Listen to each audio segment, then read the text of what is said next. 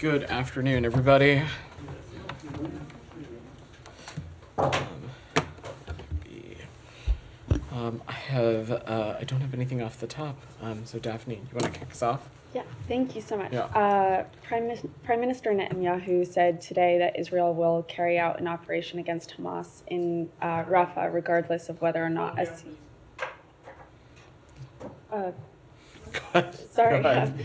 regardless of whether or not a ceasefire and hostage release deal is reached. Is it still the case that the U.S. hasn't seen a credible plan for entering Rafah, and what will you do if they go ahead, as Netanyahu is warning? That is correct. Continues to be the case that we have not seen a credible plan that would address the varying areas of concerns that you've heard me talk about a number of times from up here and others. Primarily, the ability to address the serious humanitarian concerns surrounding. Again, Rafah is a region with more than 1 million people seeking refuge. It's an area that continues to be an important conduit for humanitarian aid as well as a safe departure for foreign nationals. And so any kind of operation that does not address some of these key concerns would certainly be opposed by us. I'm not going to get into any hypotheticals, but this is something we're continuing to engage with our partners in Israel. Conversations continue to be happening at all levels, and we'll continue to press forward on those conversations and asking for what their plans may or may not be as it pertains to Rafah. And are you concerned that this warning that they would go ahead with whether or not a ceasefire and hostage deal is reached could derail hostage talks? I'm not going to speculate on that. What I can say, Daphne, is that we remain committed to reaching a deal for the immediate, for an immediate ceasefire that it secures the release of hostages and allows for additional steps to be taken in terms of surging humanitarian aid, and something that we hope will help bolster the protection of civilians as well. Follow up on that? Yeah, Israel's track record in heeding to the U.S. Statements or calls could be arguably not great. What gives you confidence, or what makes you think that Israel would in fact listen and hear your calls not to go into Rafah? I dispute with the premise of that a little bit, Leon. Over the course of this conflict, there have been a number of endeavors in which the United States has pressed for that we have seen our partners in Israel undertake, dating back to the beginning of this conflict, even in the early days of this conversation that we were having around humanitarian aid. We also continue to see steps being taken as it relates to their cooperation on a number of other lines of efforts in the humanitarian aid space.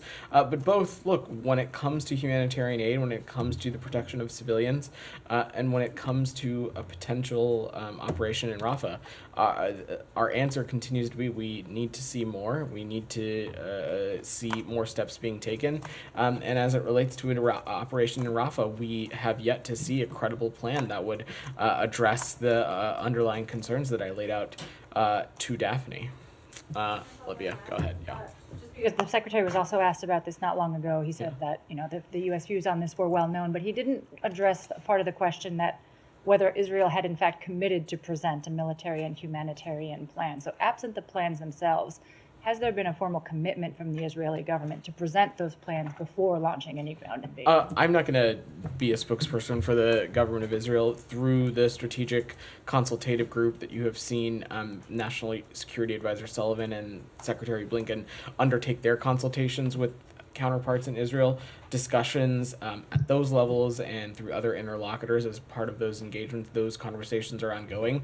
As the Secretary said, the United States position on this could not be clearer. For how long we've been talking about this, we have expressed our serious concern about any kind of operation that does not address some of these key pieces, and will continue to stress and raise these very important issues. Thank you. I mean, I totally appreciate not asking you for the Israeli perspective on this, only whether the U.S. has actually received a commitment from the government to have formal plans presented prior to any invasion. I'm just not going to speak to further specificity about this process. I have two others on the region. Mind if I jump to Jillian? Who's that? And then I'm sure we'll get to everybody. Go ahead. I'm just wondering if State has any comment or any information, anything today on the anti-Israel protests across the nation now, really going from California all the way to New York. But a lot of these student protesters are accusing the Biden administration of being complicit in genocide. Wondering if Sure. diplomatically, So- foreign policy wise, you guys have Yeah, so I've spent a number of the last few daily press briefings talking about this, and I'm happy to reiterate what I said before. First, I will echo what the secretary said in talking to one of your colleagues on the margins of his trip to Beijing. Demonstrations, I should say, expressing your opinion about any kind of government action, expressing your opinion about foreign policy, exercising your First Amendment right. None of those things are problematic or anti-Semitic or Islamophobic in their own right. It is when those things are coupled with the use of certain language and rhetoric and insults that we have seen and have been part of some of these demonstrations. Beyond that, those kinds of things, of course, we would condemn and take issue with. But we believe that every American has every right to express their points of view, to exercise their First Amendment right. When it comes to policies that as it relate to any particular campus, those campus officials are better suited to speak to those policies that they have in place, both in terms of dealing with expressions of First Amendment rights or otherwise. I'm not in a space to speak to that. But of course, everyone has every right to make their point of view heard. And from our perspective, across this administration, we've made clear that we insist that these happen in a peaceful, nonviolent manner. And any kinds of these demonstrations, when they are paired with or coupled with rhetoric, language that is anti-Semitic, Islamophobic, essentially insults or targets someone for just who they are, that's deeply problematic. Quick follow-up. One Yeah. thing that's kind of new, Yeah. as far as I'm aware, is you're seeing regimes now like the Iranian regime. China started to weigh in, the governments, and criticize the Biden administration's response to these protests. We saw overnight the Chinese saying that the way, the U.S. government is responding is violating these students' rights. Do you have a comment on So, adversaries Look, using the opportunity to criticize? the policies and procedures as it relates to demonstrations, protesting, things like that may or may not exist on a particular college campus or may not exist in a particular town, city, or municipality. It is certainly not in the remit of the State Department, so I am not going to even delve into that. There's other it agencies that are hypocritical, better suited to speak to that. But what I can say broadly, we of course support anybody to be able to express themselves and to exercise their First Amendment rights. They should not and cannot become violent, not peaceful. And in those particular circumstances, we believe it is the right of the appropriate law enforcement and enforcement and security officials to take appropriate actions consistent with the policies of that jurisdiction. Again, we are delving far away from foreign policy and into law enforcement, which is not the remit of No, of because this. what of I'm this- asking of really this is department. it not from a foreign policy, foreign relations, diplomacy perspective, isn't it, hypocritical of the Chinese and the Iranians, some of the worst human rights violators in the world, to be criticizing the Biden administration's policy response I to don't think America? anybody in this administration is interested in taking a human rights lesson from the Iranian regime or the People's Republic of China, for that matter. And both of those regimes crackdowns on self-expression, on free and fair press, on basic human rights is clear. Sorry, go ahead. Just a quick follow-up. Hold on on, a couple of things. hold on. The image that it's giving of the United States with protesters Is being arrested, not necessarily the one you would want to have. Leon, there are laws in this country. Again, we are delving away from the topics that are discussed in this department, but if laws are being broken on certain college campuses, in certain municipalities, in certain towns, in certain cities, in certain counties, it is well within the right for the officials of those jurisdictions to enforce whatever laws that are so appropriate as it relates to that region. Beyond that, we fully support anybody's ability to exercise their First Amendment right and make their opinions as it relates to any action or policy the government may or may not be taking and making their points of view heard. Okay. Yeah. Thank you. I just Site. a couple follow-ups and then I have a couple of questions in my own. Now, in response to Jill, you said there are certain things that are being said in these protests that you have issue with. Could you share some of those with us? I'm not going to repeat them from up But here, you made an but assertion that you are obviously in command of. What are these statements? How do you know? Side, there have been a number of these demonstrations in which the imagery, in which the language that has been written on some of the poster material Right. has either been akin to what I would believe to be anti-Semitism, but we've also seen expressions, rhetoric, signage that is akin to Islamophobia and the targeting of Arab American and Palestinian Americans as well. Of course, any kind of language or rhetoric in that space is concerning, troubling, and unacceptable. But again, we fully support people's ability to peacefully make their express their First Amendment rights.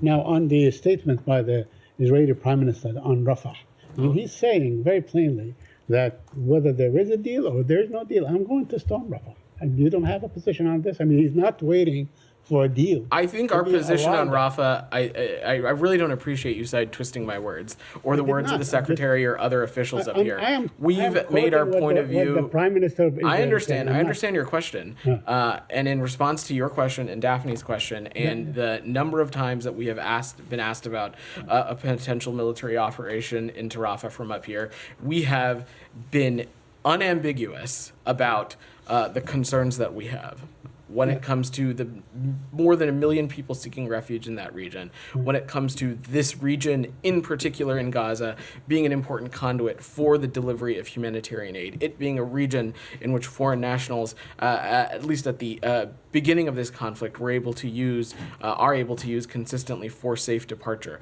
So any kind of operation that does not address these concerns would be a non-starter for us. And you've heard me say this, you've heard the secretary say this, you've heard Matt say this, you've heard Admiral Kirby, Karine, the president. We have been consistent on this. Yeah. So would it be appropriate for the United States of America to say whether there is a deal or not a deal? We find that the storming of Rafah is unacceptable. We have been pretty clear about that. Very Saeed. clearly. We have been very clear that any kind of military operation into Rafah that does not address these concerns would be unacceptable to the United States. Now, I have a question on the humanitarian situation. Officials at the United States Agency for International Development, USAID, they leaked a document that says that the Israeli government intently, puts obstacles in the way of these humanitarian aid convoys or whatever getting through to Gaza. Are you aware of that report? So I'm just not going to comment on leaked documents, Saeed. Why won't you comment on this document? I'm not going to comment on leaked documents, on things that continue to exist under a deliberative process. I will just say that the secretary and the leaders of this administration, they hear a diverse range of views from across this department, from across the interagency. When it comes to processes that are within the deliberative process, we take those points of view into consideration. But beyond that, I'm just not going to speak to purportedly leaked documents. Okay, would you agree that there is almost a common opinion among professionals and experts and so on that Israel is in fact, and the Prime Minister of Israel are in fact, take measures day after day to make these humanitarian aids, including American I would portions of American aid. I would disagree with your characterization, Julia. Thank you. I know the State Department and Secretary Blinken have made clear that the ICC doesn't have jurisdiction, in your view, over the Palestinian conflict. But I wanted to get your response to remarks from Netanyahu just today, especially in context of the conversation we just had about the campus protests. He said, branding Israel's leaders and soldiers as war criminals will pour jet fuel on the fires of anti-Semitism, those fires that are already raging on the campuses of America and across capitals around the world. Do you agree with that assessment that it's anti-Semitic for the ICC to pursue Netanyahu, and what do you make of him connecting this to the So, protests?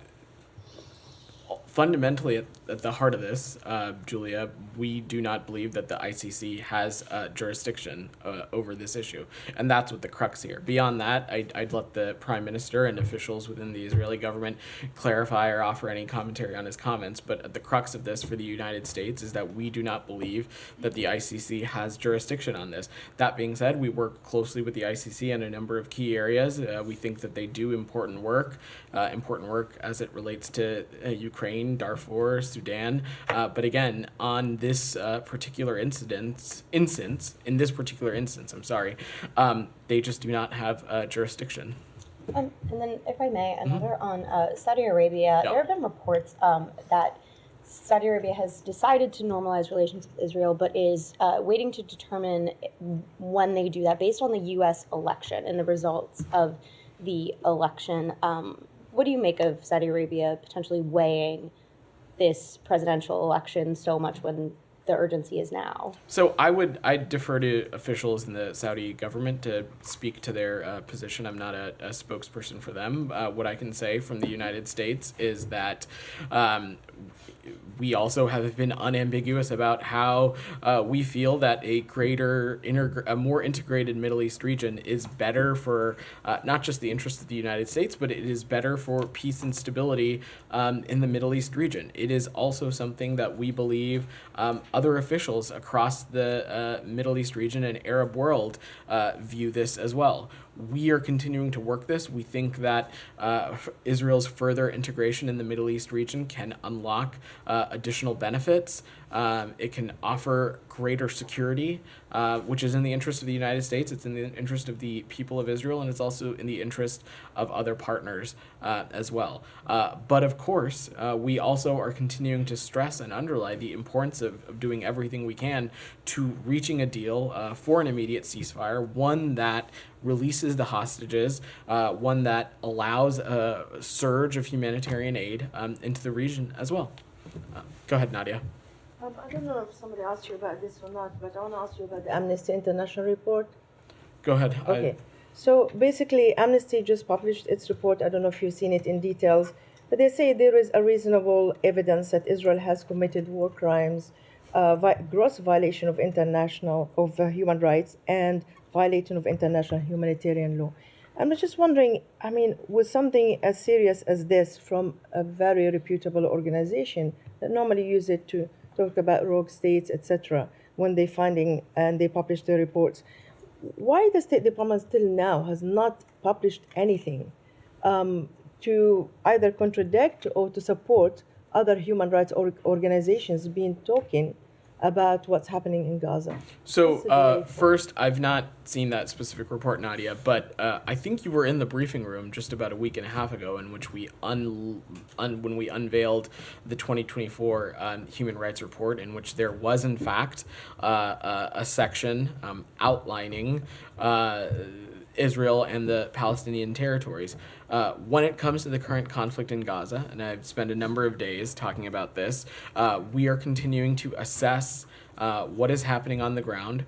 We have a number of tools at our disposal to look into what is happening on the ground, and if required, hold appropriate and relevant parties accountable. You've heard us talk a great deal in this briefing room about Leahy. You've heard us talk a great deal in this briefing room about the Churg process. We continue to have those options as well as other avenues under the Foreign Assistance Act to look into these things. And as in any conflict zone, Nadia, this work is ongoing, and we are feeding into that process in close coordination with not just our embassies and consulates, but also civil society, independent media reporting of such things, and of course, NGOs as well.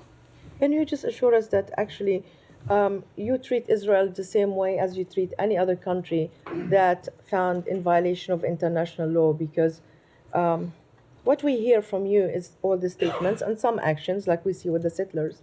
But many believe that when the Prime Minister of Israel pick up the phone, call the White House, the finding is changed and delayed and pushed, just like we heard about even the Secretary. We were together in Italy when he assured us that we're going to hear about this report about the Leahy report and the violation of using U.S. weapons, but we haven't heard about it. So I just wanted an assurance from you that actually Well, you're taking these things I serious. spent about 50% of the daily press briefing yesterday talking about it, so I would take issue with how you laid that out. There are absolutely, we hold Israel to the same standard that we hold any country with, and that is with in Gaza, outside of Gaza, anywhere. International law, international humanitarian law needs to be followed and it needs to be abided by.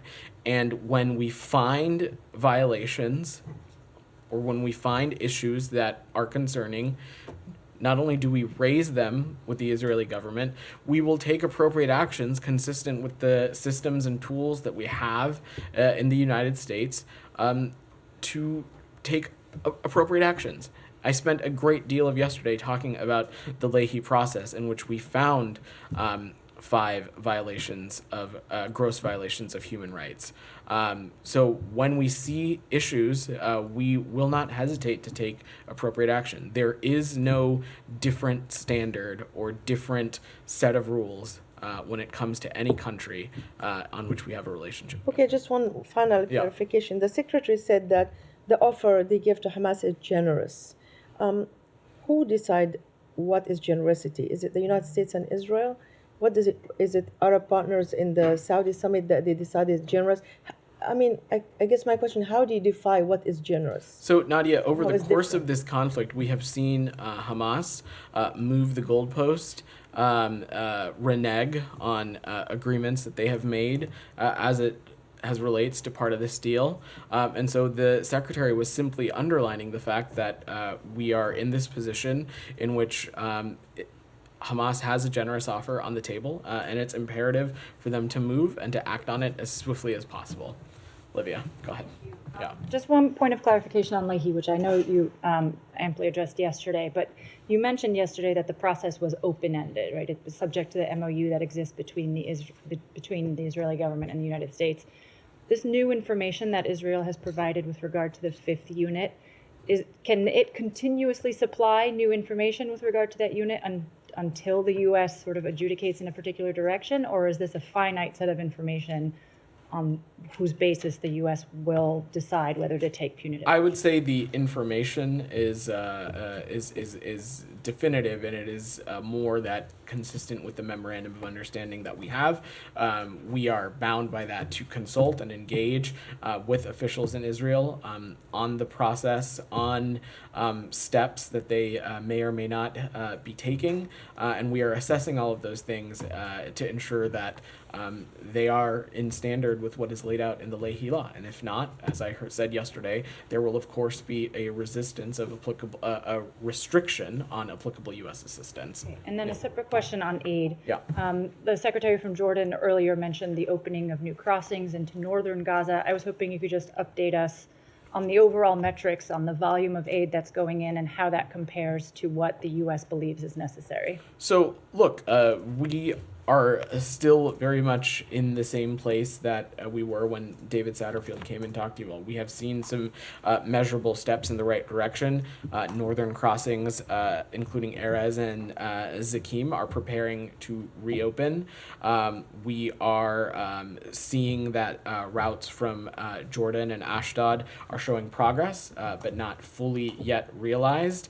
And southern crossings, specifically Kerem Shalom and Rafah, have seen some fluctuating numbers of trucks, but trending in the right direction. This is all to say that we still need to see more. And some metrics that I can offer is that on April 25th, approximately 303 trucks entered Gaza, according to the UN, 282 trucks via Kerem Shalom and 21 trucks via Rafah. That is not nearly enough, but it is a step in the right direction. We want to continue to see more. And I know also we spend a lot of time up here talking about trucks and their inflows and outflows, possibly because it might be the most digestible metric out there it is when they're talking about this issue. But ultimately, when we talk about humanitarian aid, it is great to see trucks enter Gaza. It is even better when the humanitarian aid that enters Gaza is getting to the Palestinian people, to Palestinian civilians who need it. And we will continue to work closely with the government of Egypt, government of Jordan, government of Israel, and relevant NGO partners, including the United Nations, to ensure that that final step is happening and it's getting to the places it needs to go. Go ahead. I've asked several times about the right to defend oneself for Palestinians, and out of this room, we've heard that the U.S. does not exhibit any double standards. And today in the West Bank, the Israeli occupation forces chased, beat, and threw off a roof a 32-year-old man, Palestinian man, Hassan Mansia, near in the Hebron district. Also, the Israeli forces attacked at least 2 schools with tear gas, 2 inside and outside schools in the Hebron and Jenin districts, where students were and teachers, and some of them experienced some suffocation. Since October 7th, we've had 95 minors that have been killed in the West Bank. I asked before, do Palestinians have a right to defend themselves? I'm not talking about rogue individuals. I'm talking about as far as a legal authority to defend Palestinians. Does the State Department view that Palestinians have a right and duty to defend themselves? So, look, I have not seen those reports that you outlined. I'm happy to look into them, and I have no doubt our partners in the IDF may be able to share more. What I can say is that actions like these, if true, they are destabilizing. They contribute to a deteriorating security situation, and they are not in the interest of Israel's own security. And when we have seen actions like this, when we see actions from, we believe quite strongly that these kinds of activities take us away from a two-state solution, and they feed into further instability. Okay. But does the Palestinian Authority have the right to defend its citizens? Absolutely it does. Absolutely it does. Okay. Go ahead. Follow up on the campus protests. Question. The U.S. government, everybody from President Biden on down to here at the podium, has been quick to call out anti-Semitism at these protests, but there's also been an enormous number of examples of Islamophobia and racism from counter-protesters. Why doesn't the administration denounce that as well? And would you do that here? You can check the transcript. I did. Well, and let me ask you about Netanyahu's, the news on Netanyahu today, where he said that even if there's a hostage deal, they're still going Ryan, to you gotta Rafah. be on time. You gotta come to the briefing on time. Did you get asked about that this morning? Too. Come on, man. Okay. Go ahead. Thank you. Thank you. Today, photos of pair in Gaza were published. My question, will the Palestinian Authority, PA, be the one who will control this pair? Sorry. The port. Today, there is photos of this port published. I wonder if the PA, the Palestinian Authority, will control this port in Gaza? I do not believe that the Palestinian Authority has a role in the maritime corridor, but I am happy to defer you to my colleagues at the Defense Department and USAID to speak to this process in a little bit more specificity. Don't you think this port will build over the Palestinian territories, and should Palestinian people have the authority of this port? So broadly, when we were talking about the future of Gaza and the future of a two-state solution and ensuring that Gaza is no longer a launch pad for terrorism against the Israeli people, part of that for us, of course, includes a Gaza that is reunited under the Palestinian Authority. But as it relates to this maritime corridor, I do not believe that they have a specific role. But that being said, my colleagues at the Pentagon and USAID may be in a better place to speak to some of the more logistical components of this. Go ahead, in the back. Thank you, Vedant. I just wanted to ask about the Aras border crossing. Sure. It's obviously reopening in the north weeks after POTUS's call with Netanyahu. What should we read into the timing of this opening, considering that Blinken is now there to request more aid and also this ceasefire deal hangs in the balance? I would not read anything into the timing of this beyond us just stressing again that all of these things need to happen as swiftly as possible. But we also fully understand that there may be steps that need to be taken in when factoring in vetting, safety, other things as it relates to crossings that are used for the inflow of aid. We are not naive to the fact that this is a process, but look, we have been clear that we need this to happen as swiftly as possible. And I just want to touch on some of the other questions as well. Yeah. Was it the US's aim to try to beat the clock on a Rafah invasion by getting this ceasefire deal in place beforehand? And if so, have Netanyahu's comments this morning altered that at all? It's not about beating any clock. If you go back and look at the history and trajectory of this conflict, there have been a number of instances in which we have been hoping, encouraging, working tirelessly for a deal that would release the hostages that we hope would be partnered with some kind of ceasefire. That has been our position for quite some time. And simultaneously, as it relates to Rafah, it has also been our position for quite some time that any kind of operation that does not address the sort of various components of humanitarian concern that we have would be unacceptable to us. Thank you. Yeah. Go ahead, in the back. Thank you so much. Any comment on John Bass' trip to Doha and Islamabad? Was the meeting with Taliban official in his schedule? So, as you so noted, Acting Undersecretary for Political Affairs John Bass is on travel to Doha and Islamabad. In Doha, he'll meet with senior Qatari officials and other diplomatic missions to discuss support for Afghanistan and other shared security interests in the region. And in Islamabad, we expect him to meet with senior Pakistani officials and discuss a range of regional and bilateral issues as well. Go ahead, next. Yeah. Thank you. Yeah. I know the State Department already talked about the Kurdistan region's local elections some time ago, as it's been scheduled for June 10th. So now there's a discussion that should be postponed for at least 3 months. So what's your comment? So we understand that President Barzani and various Iraqi authorities and other political parties are actively considering next steps. From our point of view, we would encourage them to schedule free, fair, and timely elections, and we hope that process takes place, but I don't have anything to offer beyond that. Geeta, go ahead. Thank you, Vedant. I Yeah. have two questions on two separate topics. Great. At the White House Correspondents' Dinner on Saturday, the president called on Putin to release RF-ERL journalist also Kurmasheva. I was wondering if the State Department is following up her case into saying whether she can be identified as wrongfully detained.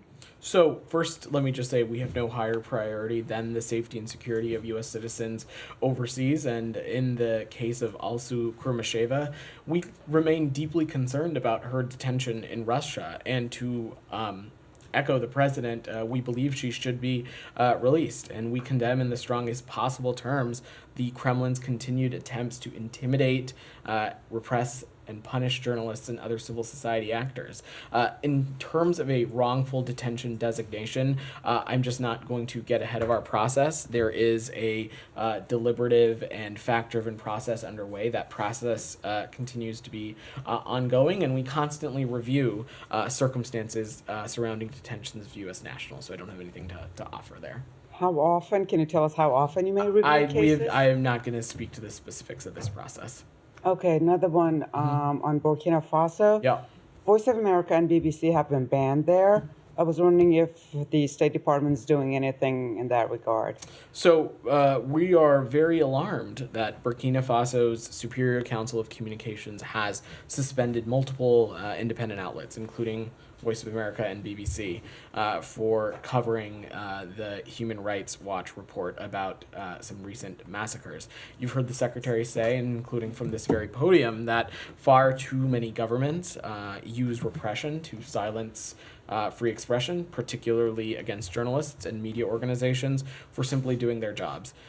Freedom of expression, particularly for media, is critical for accountable and transparent governance.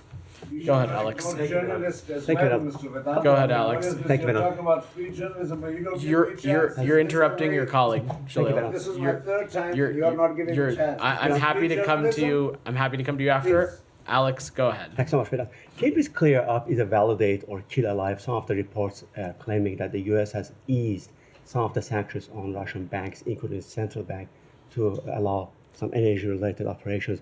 Why? I'm not sure what reports you're referring to, Alex. What I can just say broadly, though, is that when it comes to our efforts to hold the Russian Federation accountable for its infringement on the territorial integrity and sovereignty of our Ukrainian partners, we have not taken our foot off the gas going back to February of 2022 since this invasion occurred, and we will continue to take steps both to continue to support our Ukrainian partners, but also through sanctions, export controls, and other measures, hold the Russian Federation accountable. So there is no shift at all? There is no policy shift at all. Thank you. And Poland today handed official request to the United States to host nuclear weapons in Poland. Do you have any reaction? I don't have any comment for you on that. I'm sure my colleagues at the Pentagon can speak to that greater. Sure, thanks so much. And final topic on Armenia, Azerbaijan. The Secretary spoke with both leaders over the weekend. Any reason to why he called this? Any intel or any concern did he want to convey? And separately on Azerbaijan on human rights, portion of the discussion was about human rights. But hours after that call, Azerbaijan arrested another civil society leader. So how much is it the reflection of functional relationship? So first, let me just say, Alex, it should come to no surprise to you that this is an area of the world that the Secretary himself is personally deeply engaged on. And over the course of his time as Secretary, he has had regular engagements at regular intervals with both of these countries. And our engagements with both of them are ongoing. And we continue to believe that a peace is possible here. And that's something that we're going to continue to work towards. On the second question that you raised, we are deeply troubled by the continuing arrests of members of Azerbaijani civil society, most recently Anar Mammadali, and we urge the Azerbaijani government to immediately release all individuals who are unjustly detained. Jalil, go ahead. Thank you very much, Mr. Vedant, and thank you very much, State Department, for bearing with these 9 years. Just one question, and then if you allow me, I'll ask another question. How do you feel when journalists here are friends with the same podium people from the U.S. since last 2 decades, and you guys, this administration, since last 2 years, if a journalist doesn't agree with you, you just ignore them? I mean, this is the beauty of this newsroom. This is the beauty of this press room. Why you guys not feel bad to be treating somebody like this? Like, what's the reason? I'm sorry, who are we treating in what way? I'm talking about this gentleman right here. Since last 2 years. Did something happen to you? Sir, I feel very ignored. I ask one question and you pass me. I don't get First of all, it is never a guarantee that everyone gets a question every day. We try our best to get to everybody, but sometimes we're dealing with the confines of time. And I will just say, Jalil, in my time up here, and Matt's time, and Ned's time, we have taken questions from you pretty regularly. I don't agree, but anyway, Rabia, thank you go very much. ahead. I just have a question about. You just used your one question, so I'm gonna move on now. Go ahead. I had a follow-up question on That's Kabul fine. expansionism. The Undersecretary is going there. The region has terrorism going Then on. you half should of the ask country that question, Jalil. Then you half should. of Afghanistan is under no education for girls. The Undersecretary is going. How do you feel talking to a nation where terrorism is once again growing up? Today in Kabul, 6 people were killed. Every week there is terrorism. Why is the undersecretary holding talks with the Taliban if the girls do not have education? And what's your interest there? So let me just say a couple things. First, I will just, since you've gotten us way off topic, if you have a question, you should ask a question, not waste your colleagues' time about other things. Secondly, I'm not aware of any travel to Afghanistan by any undersecretary, but let me just say that when it comes to our engagements with the Taliban, we engage when it is in the United States' interest to do so. This is the best way to not just protect U.S. national interests, but also support the Afghan people. Engagement allows us to speak directly with the Taliban, and it's an opportunity for us to continue to press for the immediate and unconditional release of U.S. nationals in Afghanistan, including those who we have determined to be wrongfully detained. We'll also use those opportunities to directly talk about the Taliban's commitments to counterterrorism. And of course, as always, human rights is also on the agenda. Rabia, Thank you very go much. ahead. Thank you very much. Do you have anything on the talks between Turkey and the U.S. U.S. energy firm ExxonMobil? A Turkish energy minister said that they are interested in diversifying Turkey's national gas supplies. What is your comment on this? And was this, a topic of discussion between the two countries? So I don't have any more specifics to offer as it relates to the Secretary's engagement with Foreign Minister Fidan, but let me just say I've seen those public reports, and I'm not going to offer anything additional on potential commercial negotiations. But from our vantage point, we would encourage any country to diversify its energy supply and curb dependence on Russian energy. And to just broaden the aperture a little bit, Turkey has played a very important role as the host of the Southern Gas Corridor in helping diversify European energy supplies and European gas supplies away from dependence on Russia. And as the host of multiple LNG liquefaction facilities, which have received a lot of American LNG since the beginning of Russia's full-scale invasion in Ukraine. Can I have a quick one on Middle East? Sure. Do you have any comment on the Hamas and Fatah leaders meeting in Beijing at the invitation of China? What is your comment on dialogue between Hamas So and our message on this has been what it was since October 7th. If any country purports to have influence or relationships with Hamas, the message is quite clear. Release every single hostage, and it can no longer be business as usual. They should call on Hamas to lay down their arms, and that is the best and fastest way to get us where we need to be. Taka, go ahead. So the family of the Japanese nationals attacked by North Korea met state officials this morning. Do you have any detail about the meeting? Who met the families? And how did you describe the meeting? So I'm happy to check if there's any specific officials that we can share, but the U.S. stands with the long-suffering relatives of Japanese abductees, and we continue to urge the DPRK to right this historic wrong and provide full accounting of those that remain missing. And we don't have any other meetings on this to announce at this time. Details? I'm happy to check some more specifics, but I don't have anything for you. Go ahead, DR. Thank you, Vedan. You talked about the Kurdistan region's election, but I need a clarification on that. What do you mean when you say that you encourage them to schedule a free and fair election? Because it's already been scheduled for June 10th. Does the U.S. support rescheduling that election? Our understanding is that President Barzani and various other authorities are actively considering next steps, and we will let that process play out before commenting. Do you further. support rescheduling this election? That's not for us to decide. What we would encourage is for these elections to be scheduled and for them to be free, fair, and credible. But beyond that, our understanding is that President Barzani and various other entities are actively discussing additional next steps. Go ahead. Sir, Yeah.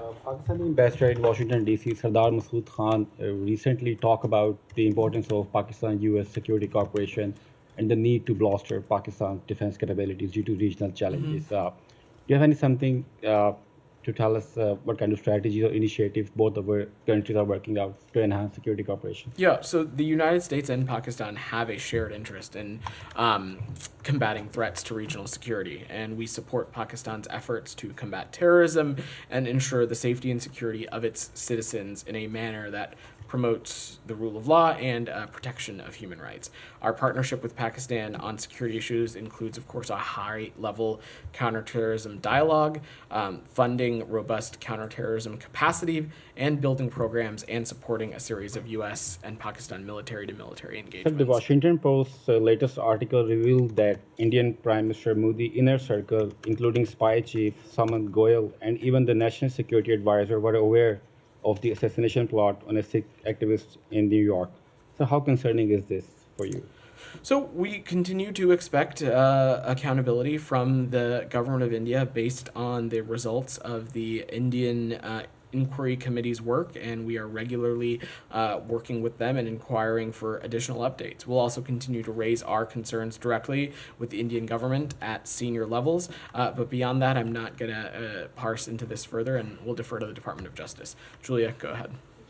On Sudan, I want to follow up on the UN Ambassador Thomas Greenfield's comments, calling it the potential for a large-scale massacre. And she also said that the U.S. is appealing to countries, including the UAE, to stop support for the warring parties. Has any progress been made with the UAE and other countries, and what is the U.S. doing to try to prevent this catastrophe? So, to put it bluntly, as Ambassador Thomas Greenfield said yesterday, we certainly do not view this as conjecture, and we are seeing the possibility of history repeating itself in Darfur in the worst possible way. There are credible reports that the RSF and its allied militias have razed multiple villages west of El Fasher and are planning an imminent attack on El Fasher, putting 500,000 internally displaced persons at risk on top of the 2 million Sudanese who call El Fasher home.